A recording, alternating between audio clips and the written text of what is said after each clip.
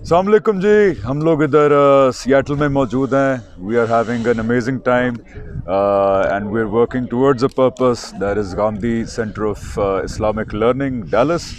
तो साथ ही हमने कहा कि एक वीडियो भी बना ली जाए, कुछ बातें शेयर कर ली जाएं आपसे.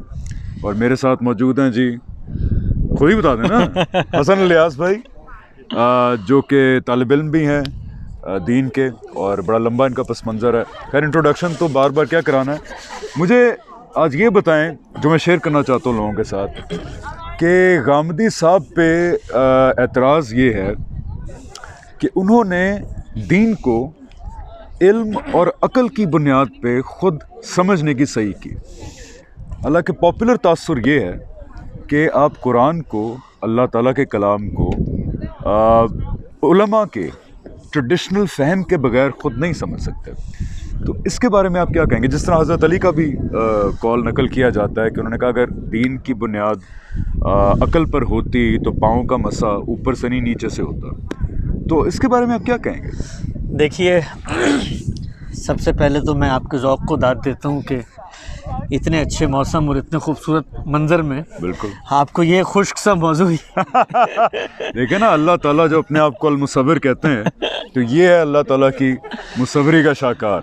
तो खैर, सवाल बड़ा अहम है आपका. लोग बिलुमूम ये समझते हैं कि मज़हब एक बेशऊरी में मान लेने की चीज़ है, ईमान बिल गैब. ईमान बिल गैब, और आप लोगों ने उन चीज़ों को मानना है जिन पर आप सवाल नहीं कर सकते, या आप में वो सलाहियत ही नहीं है कि आप सवाल कर सकें. तो मज़हब क्या है, कैसे माना जाएगा, उसके जो दावे हैं उनके पीछे क्या दलाइल हैं, इसका फ़ैसला ख़ुद मज़हब ने करना है, किसी इंसान ने नहीं करना. हमें ये किसी इंसान ने नहीं बताना कि मज़हब बेअक़ली की बुनियाद पे माना जाएगा, अक़ल की बुनियाद पे माना जाएगा, अंधी तक़लीद की बुनियाद पे माना जाएगा. बल्कि मज़हब के जो सोर्सेज़ हैं उनको पढ़ के हमें ये दरियाफ़्त करना है कि ख़ुद मज़हब अपनी बात कैसे पेश कर रहा है. सोर्सेज बहुत इंपॉर्टेंट वर्ड आपने कहा. क्या मज़हब ने हमें ये कहा है कि तुम्हें जो अहकामात अल्लाह देते हैं उनको बेशऊरी में मानो? आपने दो मिसालें दी, लोग बिलुमूम यही पेश करते हैं. कुरान मजीद ने कहा है भाई ईमान बिल गैब, गैब पर ईमान लाते हैं. कुरान मजीद की ये बात को बिलुमूम बिल्कुल गलत समझा गया है. अच्छा. ये एक एतराज़ का जवाब है. जिस वक़्त यहूद ने ये कट हुज्जती की कि अल्लाह ताला ने उनको आफाक में, अनफुस में, फिर पैदर पे अंबिया भेज के अपनी मायत का ज़हूर, अपनी सदाकत, अपनी दैनूनत बता दी कि मैं मौजूद हूँ, फिर भी उन्होंने कहा कि हम बिन देखे नहीं मानेंगे. तो अल्लाह ताला ने उनको ये कहा है कि वो लोग जो बिन देखे मानते हैं, बेसमझे नहीं हैं, बिन देखे हैं, यानी गैब में होते हुए.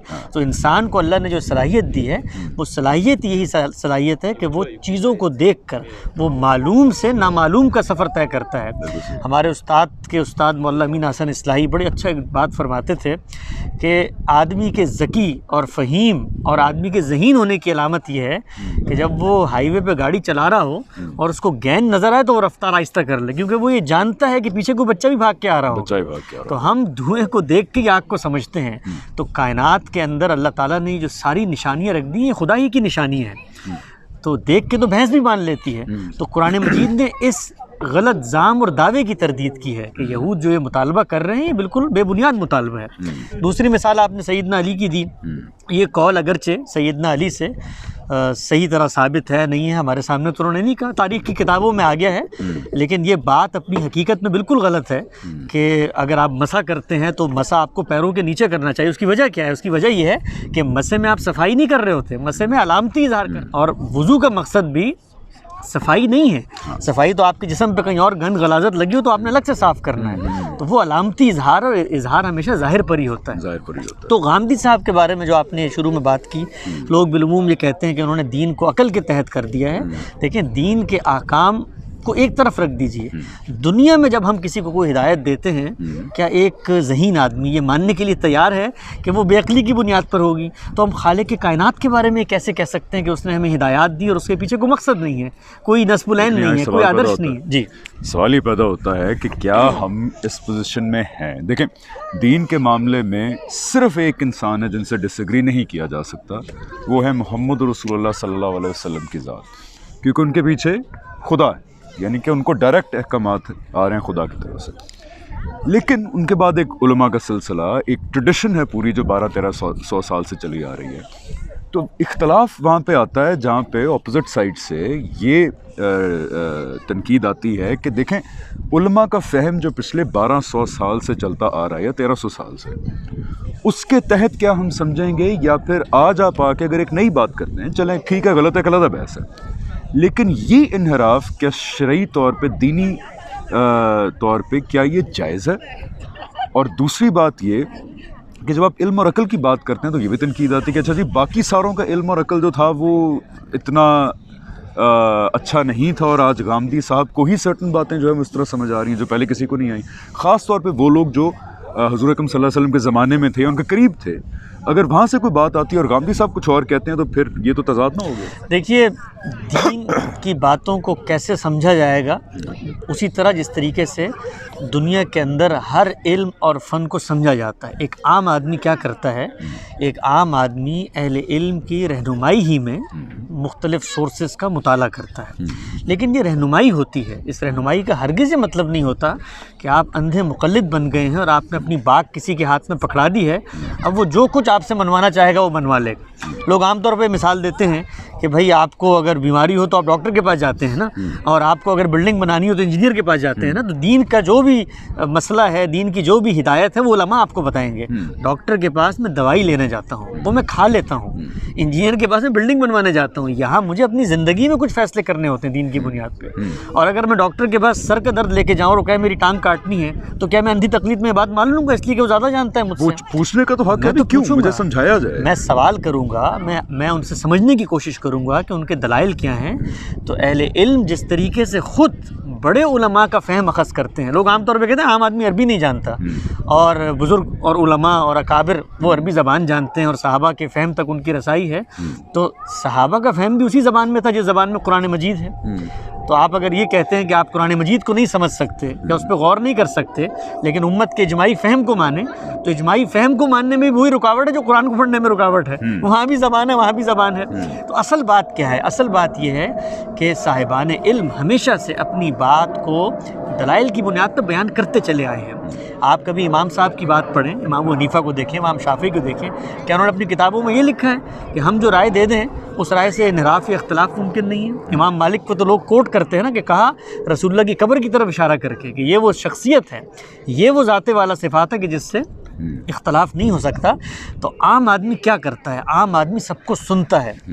اللہ نے اس کو یہ صلاحیت دی ہے کہ وہ ان چیزوں کے درمیان تفریق کرے۔ اگر اللہ نے اس کو یہ صلاحیت نہ دی ہوتی تو قرآن مجید عام آدمی کو خطاب کیوں کرتا؟ رسول اللہ صلی اللہ علیہ وسلم عام آدمی کو دین کیوں پیش کرتے؟ یہ عام آدمی ہی ہے۔ اور میں ایک اور بات یہاں عرض کرنا چاہتا ہوں کہ اگر عام آدمی میں صلاحیت نہیں ہے سمجھنے کی، تو علماء میں تو صلاحیت ہونی چاہیے سمجھانے کی ہونی چاہیے، وہ تو سمجھائیں اس کو۔ مجھے سمجھ نہیں آ رہی، ٹھیک ہے، لیکن اس طرح یہ بھی ایک اعتراض ہے، اس کے بعد ہم کنکلوژن کی طرف بڑھتے ہیں۔ میں نہیں چاہتا ویڈیو زیادہ لمبی ہو، کہ اس طرح تو اگر ہر انسان کہے گا کہ میری سمجھ میں یہ ہے، میری سمجھ میں یہ ہے، لیکن وہ سمجھ کو پیش کرے گا نا، وہ سمجھ کو پیش کرنے کے بعد اس کی کوئی دلیل دے گا۔ مثلا قرآن مجید کی ایک آیت کو یہ اٹھاتا ہے آدمی، اور وہ اٹھانے کے بعد یہ کہتا ہے کہ میں نے مختلف اہل علم کی رہنمائی، ظاہری بات ہے آپ کو سب سے پہلے زبان جاننی ہے، آپ زبان جانے بغیر تو کسی آیت کا ترجمہ بھی نہیں کر سکتے نا۔ تو آپ اہل علم کی رہنمائی میں سفر طے کرتے ہیں، تو آپ کو کسی صاحب علم کی رائے زیادہ معتبر لگی ہے تو آپ اس کو پیش کریں گے۔ وہ پیش کرنے کے بعد اس کو قرآن مجید کو قبول کرنا چاہیے۔ وہ ایک کلام ہے، وہ ایک زبان میں ہے، اس کے الفاظ ہیں، اس کا ایک سیاق ہے، اس کے جملوں کے در و بست ہیں۔ یہ تو نہیں ہو سکتا کہ آپ شیکسپیئر کے کلام کی کوئی عبارت اٹھا کے اپنے بذام خواہش کوئی معنی اس کے اندر داخل کر دیں، تو یہ معاملہ کبھی نہیں ہوتا۔ تو علماء کو اس سے بالکل نہیں ڈرنا چاہیے۔ اصل چیز کیا ہے؟ اصل چیز یہ ہے کہ اپنی بات کو، میں آپ سے ایک آخری بات عرض کرنا چاہتا ہوں کہ یہ کام پہلے تو بہت لمبے عرصے تک ہوتا چلا گیا، لیکن یہ جو دور ہے یہ عصر حریت ہے اور عصر استدلال ہے، ایج آف ریزننگ اور ایج آف فریڈم، لبرٹی، آزادی۔ لوگوں کو اگر آپ یہ کہہ کر آپ سنپ کر دیں گے، شٹ اپ کال دیں گے، تم نہیں جانتے، تو میں آپ کو بتاؤں آپ کی بات کبھی نہیں مانیں گے۔ آپ ان کو قائل کریں، ان کو سمجھائیں، ان کو بتائیں کہ دیکھو یہ ہمارے دلائل ہیں۔ تو غامدی صاحب کیا کرتے ہیں؟ غامدی صاحب نے دین کے کسی حکم کے بارے میں کوئی چیز اپنی طرف سے نہیں اضافہ کیا۔ وہ یہ کہتے ہیں کہ یہ میری انڈرسٹینڈنگ ہے، میں نے اس کو اس درجے میں سمجھا ہے، یہ اس کے دلائل ہیں۔ آپ کو پورا حق ہے کہ آپ ان دلائل سے اختلاف کریں۔ وہ کبھی نہیں کہتے کہ چونکہ میری رائے ہے، میں نے 50 سال عربی سیکھی ہے، میرے بڑے اساتذہ تھے، لہٰذا مجھ سے انحراف کرنا تمہیں گناہوں کی گھاٹی میں لے جائے گا۔ تو میں اپنے علماء سے بھی درخواست کرتا ہوں کہ عام آدمی کی صلاحیت پر کبھی یہ قدغن مت لگایا کریں. وہی عام آدمی ہے جو آپ لوگوں کو اپنے معاشرے میں الگ سے دین پر کام کرنے کے لیے سپورٹ کر رہا ہوتا ہے. اس عام آدمی کی تحقیر اللہ نے نہیں کی تو علماء کو بھی نہیں کرنی چاہیے. بالکل ٹھیک ہے. اور اس سے یہ بھی ہمارے خیال میں کہ ڈس ایگریمنٹ پر ایک خوبصورت چیز بن جاتی ہے کہ ہر انسان دین کو جس طرح سمجھتا ہے وہ دلائل کے ساتھ پیش کرے. اس سے ایک بڑی ہیلدی بحث جنم لیتی ہے اگر اس سے نفرت کا پارٹ نکال دیا جائے. اور تمام علوم کی طرح یہی رویہ پھر اس علم کی بھی گروتھ کا سبب بنتا ہے. ایک آخری چیز، سیکنڈ لاسٹ ایکچولی، لیکن جلدی سے میں اس کا جواب چاہوں گا. پھر یہ جو کچھ احادیث پریزنٹ کی جاتی ہیں، جیسے کہ حضور اکرم صلی اللہ علیہ وسلم کی طرف ایک بات منسوب کی جاتی ہے کہ میری امت کبھی کسی ضلالت پر اکٹھی نہیں ہوگی. تو کہا یہ جاتا ہے کہ اگر ساری امت یا میجورٹی آف دی امت کسی بات پر متفق ہو گئی ہے تو وہ غلط نہیں ہو سکتا. اس لیے اجماع کو بھی دین کا ایک سورس قرار دیا گیا. تو پھر ان روایتوں کے بارے میں کیا رویہ آپ رکھیں؟ دیکھیے، دین کا سورس کیا چیز بن سکتی ہے، کیا چیز نہیں بن سکتی، اس کو فیصلہ کرنے کی جو اتھارٹی ہے وہ روئے زمین پر ایک ہی ہستی اور شخصیت کے پاس ہے، اور ان کا نام ہے محمد رسول صلی اللہ علیہ وسلم. وہ بتائیں گے مجھے کہ کیا دین ہے کیا نہیں ہے. اب کچھ لوگ اگر کسی چیز کو دین کا سورس بنانا چاہتے ہیں، جو دلائل وہ پیش کرتے ہیں میں ان کا جائزہ لوں گا. تو یہ جو روایت بالعموم پیش کی جاتی ہے جس کا آپ نے ترجمہ کیا، حدیث ہے لا تجتمع امتی علی الضلالہ، اگرچہ حدیث کی امہات میں اس کو قبول نہیں کیا گیا. یعنی یہ بھی بڑی اچنبھے کی بات ہے کہ جو چیز دین کا سورس اور ریفرنس کی دلیل بنتی ہے وہ خود جن کو آپ دین کا سورس کہتے ہیں ان کو اس طریقے سے پیش نہیں کرتے. لیکن اس روایت میں ہرگز وہ بات بیان نہیں ہوئی جو اس سے اخذ کی جاتی ہے. کہا گیا میری امت ضلالت پہ کبھی جمع نہیں ہوگی. ضلالت اور علم اور اختلاف رائے کی غلطی، یہ زمین اور آسمان کا فرق ہے. اور جو دوسری چیز اس میں بتائی گئی ہے وہ یہ کہ کبھی جمع نہیں ہوگی، ہمیشہ کچھ لوگ رہیں گے جو صحیح بات کرتے رہیں گے. تو لوگوں نے اس کا کیا کیا کہ مفہوم مخالف لے لیا. چونکہ جمع ہو گئے ہیں لہٰذا اب وہ گمراہی پر نہیں ہو سکتے. تو ہم کبھی نہیں کہتے کہ غامدی صاحب کی آراء کے خلاف اگر کسی نے رائے اپنائی ہے تو وہ گمراہ ہے. تو ہمیں بھی یہ نہیں کہنا چاہیے لوگوں کو. ہمیں بھی یہ نہیں کہنا چاہیے. ہمیں بھی آپ یہ کہیں کہ دیکھیں آپ کی یہ غلطی ہے.